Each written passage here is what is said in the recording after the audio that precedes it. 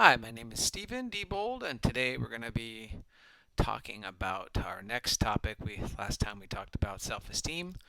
This topic, we're going to talk about how do you feel good about yourself, even though other things around you are telling you not to. So that is kind of what self-esteem is, and I went over it in the last video about um, how self-esteem and basically is tied to happiness, and how basically improving your sense of gratitude would lead to more happiness. But there's also another key important thing that I think we're missing about Joe. And Joe, as we showed before, we kind of fanned out some of these things that are Joe's metrics for happiness. We go back to that and we say his metrics for happiness. And we had this equation and we called it H. And we said H1 plus H2, whatever, equals H, which is his happiness quotient. What we need to talk about now, though, is another important factor, though, is his S quotient. And that is how he feels about himself. And that's the self-esteem level. And so, yeah, you could have high level of gratitude, very high level of gratitude, and you could be cranking out a plus 35 or whatever on certain days and feel good about what you have and feel happy about the gratitude for the things that you do have, and that's all great, but that doesn't necessarily make you feel good about yourself always, because you might be dealing with beliefs over here, some attitudes. Let's get that color over here. I'll say attitudes. And you might be dealing with some experiences that are really holding you back. And you might be dealing with those lovely tapes that, let's break this up here so it's not so monotonous. Tapes in your head that play over and over again over those experiences. And then you may have some other metrics there that you're using that are just, we'll call those, um, miscellaneous, that everyone has. They're all different though. So you can't really say on any of these dimensions that they're all the same for everybody, because they're constantly changing and they're in flux. And there's also a spectrum also between here and here and here and here and so on and so forth. There's a spectrum on each one of these lines. Any of those spectrums which could be contributing to a plus, say a plus, plus, or a minus effect. And that plus or minus effect on those dimensions, let's say those were dimensions, and we multiplied our self-esteem by whatever those dimensions we were, and it would subtract the metrics that we had for other things as well, which could be all these other areas. That could seriously hurt our self-esteem quotient for sure. So when we do not have these other pieces in place, under control, and that can also be, your thoughts are also contributor. So if any of these things are really contributing to a sense of how you feel about yourself at any given time, that tends to be a metric to pay attention to. Whatever that is for you, because your quotient or your equation for happy or for your self-esteem is going to be different. So let's say you wear glasses. Let's say Joe wears glasses and he has wacky hair. And so that could be, let's just say his looks. Because remember we talked about your looks and comparing to other people, and how that impacted your happiness level, a plus or minus in the looks department. Let's say you're not happy with your looks, and but why? And that's a big problem that people have, is why is that? And so let's say you look at these tapes and these experiences and these attitudes and these beliefs. Somehow you've demised this, or devised this sense of feeling about yourself and this self-esteem. And this feeling won't go away. And no matter what you do on some of these other things, you can't seem to change that. And so, what's really interesting here, what I find happening with most people, is what they really have to find a way to do, and it's not the easiest thing in the world to do. And I know you hear this, love yourself and that kind of stuff. But you know what? That's kind of really hard to do sometimes. And why is that hard to do? Because the metrics that you have for the equation are off, and your experiences are telling you otherwise, and your thoughts are telling you otherwise, and these other miscellaneous metrics are telling you otherwise. And when you look in the mirror, it tells you otherwise. And these tapes that play and the beliefs that you have, they're all telling you something different, and they're not telling you a positive picture about yourself. So, if this is the picture of you, and let's say that picture of you is, whatever, and that's your self concept. Well, let's say, you picture yourself as this, and you're not happy with that.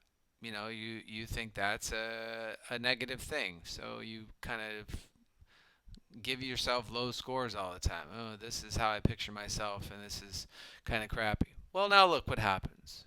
Let's say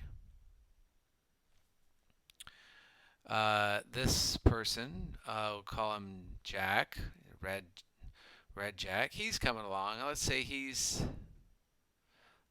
floating around, and because he's pretty happy with himself, he likes himself, and he of with all the stuff that goes on with somebody, he's still likes himself. So he has a positive regard for himself. So he has a high positive regard for himself. It's up there. And so let's say that positive regard for himself. Now he sees you, and you're feeling like this about yourself, low positive regard. What do you think this person is going to do when they see this person? Run. They leave, right? Because they can pick up this energy on this. Now, what does that do? Well, it's a self-fulfilling cycle and a self-fulfilling prophecy, which I'm going to draw this kind of like cycle, if you will, if I can, of a perpetuating self cycle that continues to re-embed the same experience over and over again, which creates these dimensions over and over again. So this constant influx is happening always. Now, here's the key thing. When you attach this, how all this stuff works here, if you can't see my little pen here, look at all this stuff here. If you see how all this is working, this giant equation, and now you attach that to the other equation that I have about your happiness quotient. If I go back here and I draw that little formula that we had for the happiness quotient, remember that would be, let's say let's say this quotient, H1 plus H2, equals H. And then you have your gratitude level. Let's say you're happy and have gratitude for the things you do have.